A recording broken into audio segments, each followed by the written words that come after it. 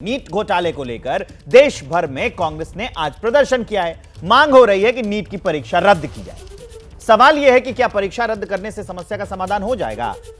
24 लाख छात्रों ने परीक्षा दी थी, लेकिन इस घोटाले ने सबके भविष्य पर सवाल उठा दिया है। सवाल तो यह भी उठा है कि क्या दुनिया भर में परीक्षा के पेपर लीक नहीं होते, लेकिन हिंदुस्तान में बिना लीक हुए कोई परीक्षा ही नहीं होती? क्यों? आखिर क्यों? क्या कुछ बदलाव की जरूरत है? क्या करने की जरूरत है, इस रिपोर्ट में देखिए।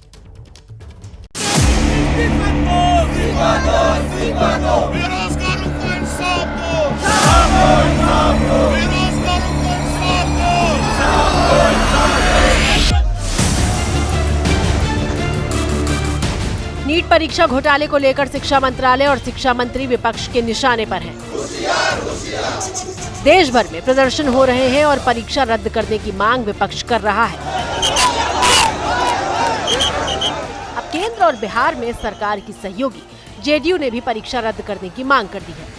नीट के एग्जाम में सुप्रीम कोर्ट का भी आदेश आया है। उस आधार पर जो 1500-1600 छात्रों पर जो निर्णय हुआ है, उसके अलावा सभी जो छात्र हैं वो चाहते हैं कि दोबारा परीक्षा हो, और हमारे ख्याल से वही सही रहेगा।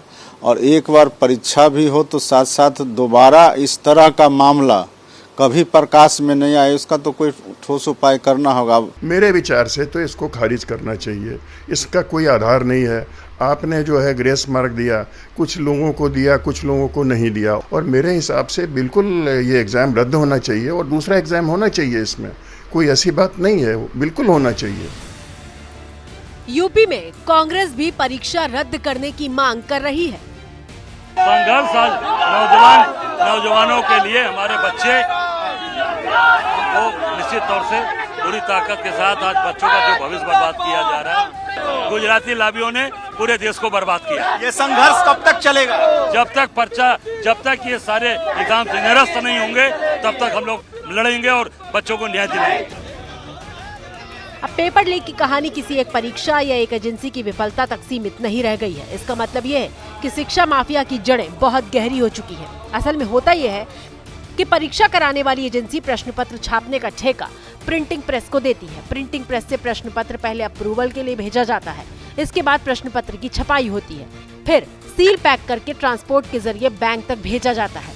बैंक संबंधित शहरों में अपनी शाखा को प्रश्न पत्र पहुंचाता है, जहां से वो सेंटर पर पहुंचता है।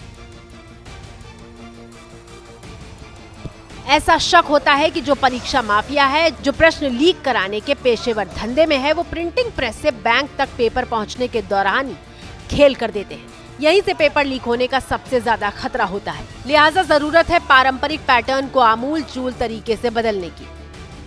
ऐसे में प्रश्न पत्र सेट करने की मौजूदा प्रक्रिया को बदलना होगा। प्रश्न पत्र की सुरक्षा के इंतजामों को बदलकर हाईटेक करना होगा।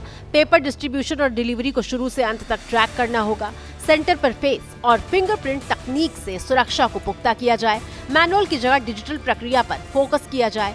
दोषियों के खिलाफ सख्त कार्रवाई करनी होगी ताकि संदेश जाए। नेशनल लेवल पर एक नोडल एजेंसी बने जो परीक्षा प्रक्रिया पर नजर रखे। परीक्षा तो दुनिया भर में होती है, लेकिन पेपर लीक की खबरें हिंदुस्तान में ही सबसे ज्यादा आती है। जरूरत है तो सुरक्षा व्यवस्था और पैटर्न को बदलने की।